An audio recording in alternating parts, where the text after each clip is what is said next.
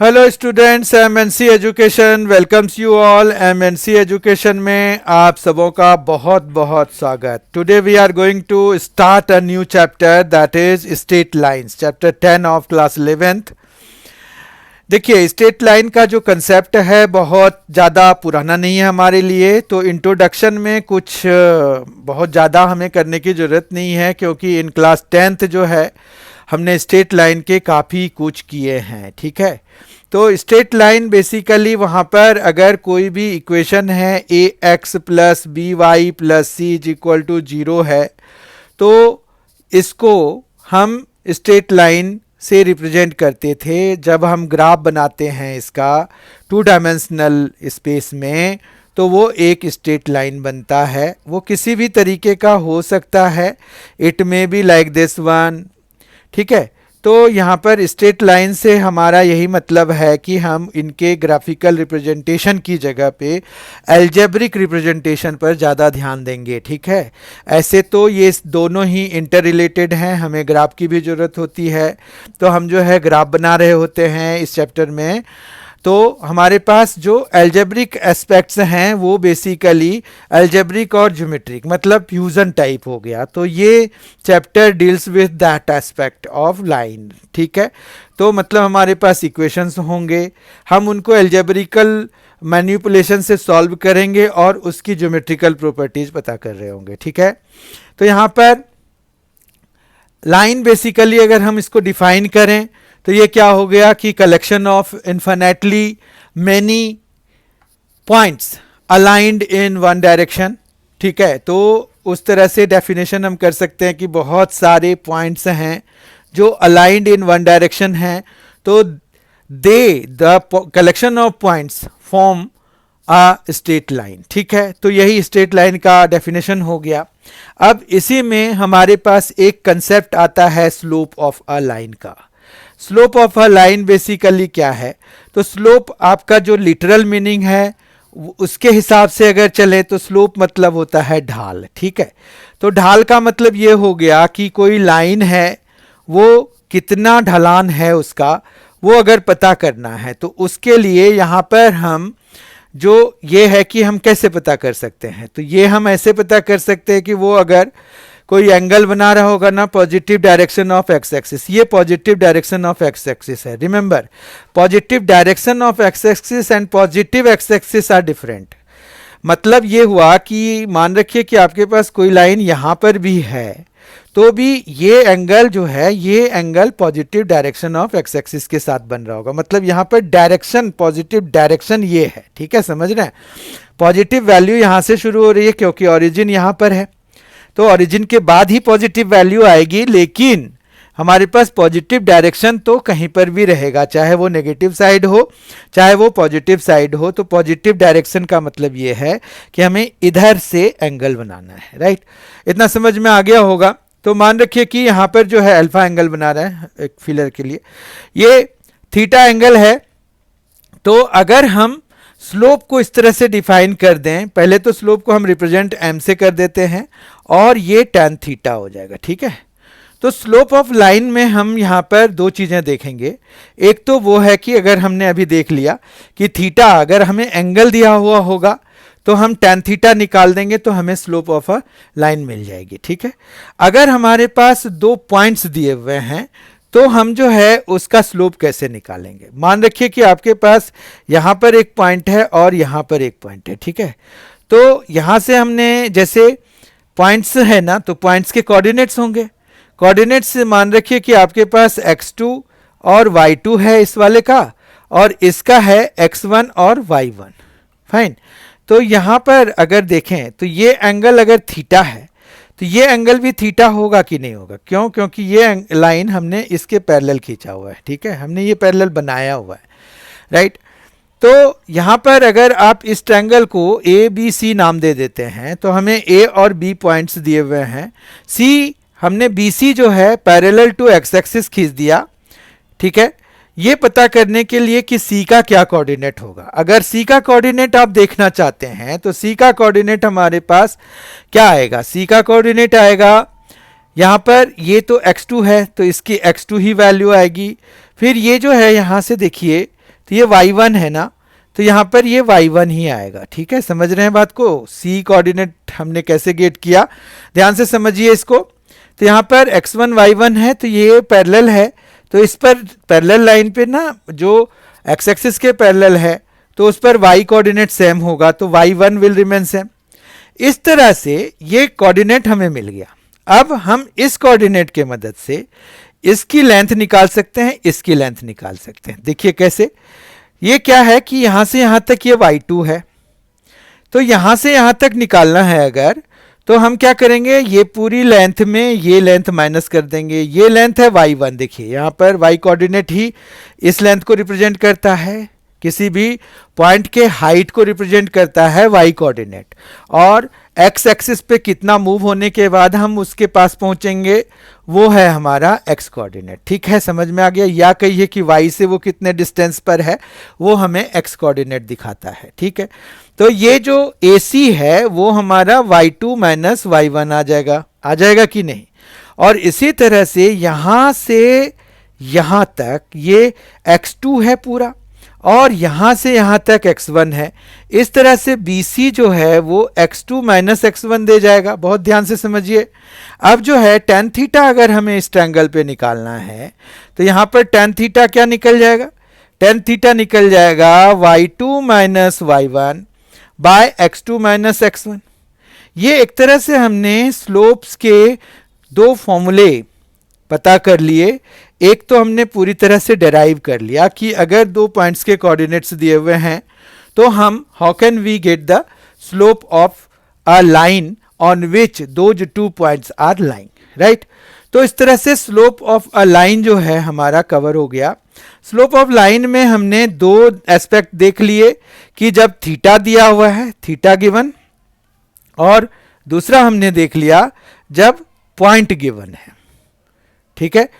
जब हमारे पास theta given है तो m is equal to tan theta, जब हमें पॉइंट दिया हुआ है तो पॉइंट का y कोऑर्डिनेट का डिफरेंस बाय x कोऑर्डिनेट का डिफरेंस। लेकिन हमें डायरेक्शनल लेना पड़ेगा, मतलब अगर हमने सेकंड पॉइंट के कोऑर्डिनेट ऊपर लिए हैं तो सेकंड पहली बारी में लिए हैं तो यहां पर भी हमें जो है उसी पॉइंट का लेना पड़ेगा, ठीक है। तो पॉइंट का हमें ध्यान रखना पड़ेगा, हम चेंज नहीं कर सकते। तो मतलब y2 minus y1 bye x2 minus x1 है। This can be changed to y1 minus y2 upon x1 minus x2। मतलब दोनों को अगर चेंज करना होगा तो दोनों को करना होगा, ठीक है। We can not change one. Now conditions for parallelism and perpendicularity of lines. तो यहां पर अगर दो लाइंस पैरेलल होंगे तो उनके स्लोप्स बराबर होंगे, मतलब tan थीटा 1 इज इक्वल, यहां पर देखिए tan थीटा है, अगर ये पैरेलल हम सपोज करते हैं तो जो tan थीटा की वैल्यू आनी चाहिए वही tan अल्फा की आनी चाहिए। तो पैरेललिज्म के लिए जो कंडीशन है वो ये है कि दोनों स्लोप्स बराबर होने चाहिए, मतलब m1 जो है m2 के बराबर होना चाहिए। ये और भी क्लियर हो जाएगा अगर आप एंगल बिटवीन टू लाइंस निकालोगे, जो कि हमें अभी निकालना है, ठीक है। और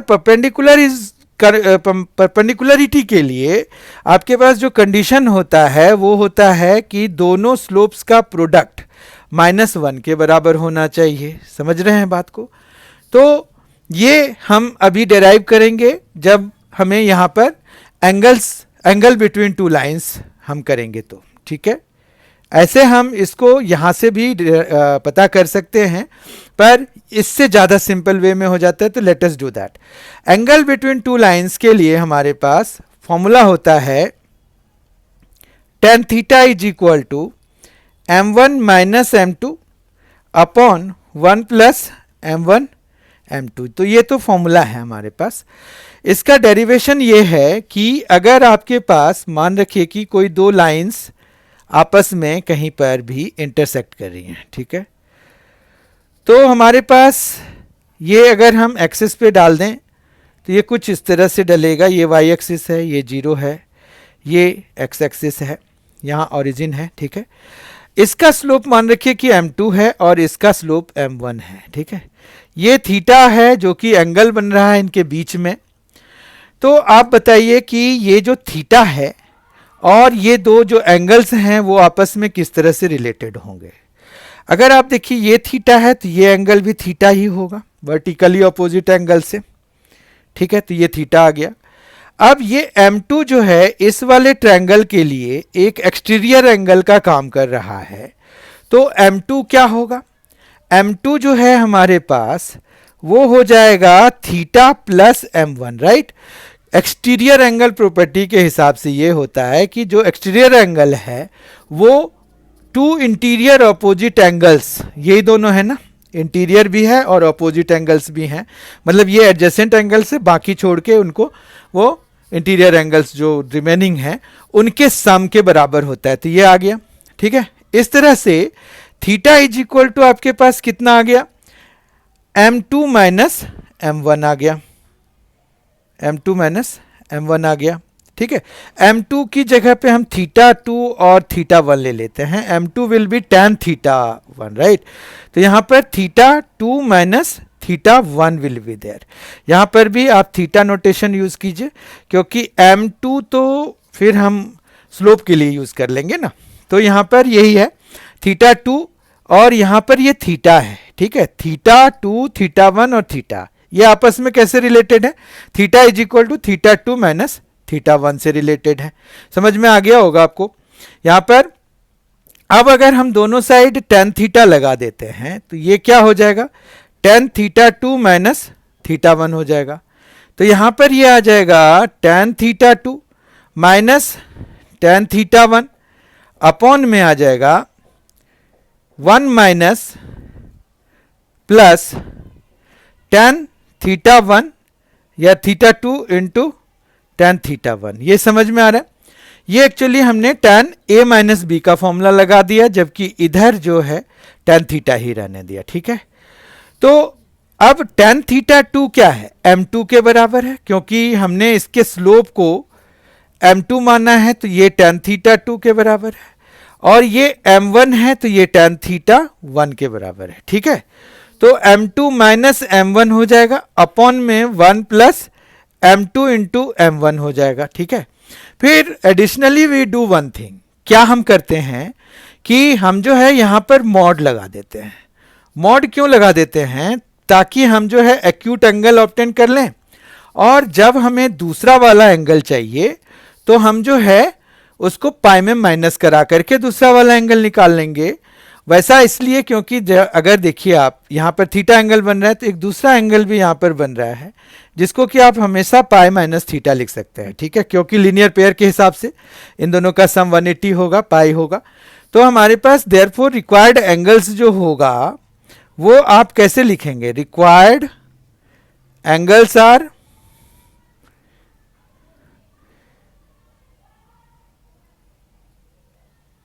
क्या क्या एंगल आएगा, थीटा आएगा एंड पाई माइनस थीटा आएगा, ठीक है।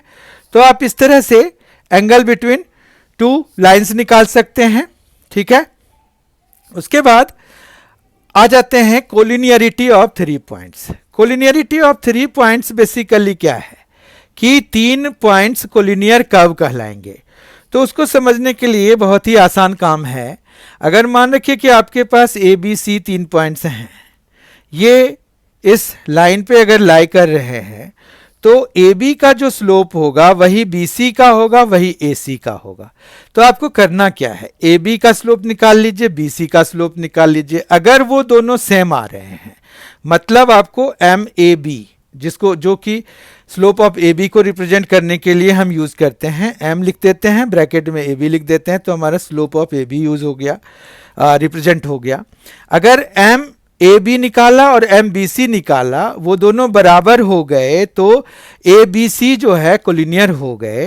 वो इस वजह से क्योंकि बी एक पॉइंट है देखिए आपका, जो कि दोनों में कॉमन है। तो हमारे पास अगर किसी कॉमन पॉइंट वाले के दो अलग अलग पॉइंट्स के साथ स्लोप जो है सेम आ जाता है, तो इसका मतलब है कि वो पॉइंट्स जो है कोलिनियर पॉइंट्स हैं, they are lying on the same line. ठीक है, तो अब हम आ जाते हैं लास्ट सेक्शन पे, जो आज के सेशन का लास्ट सेक्शन है, वो है सॉल्व्ड क्वेश्चंस।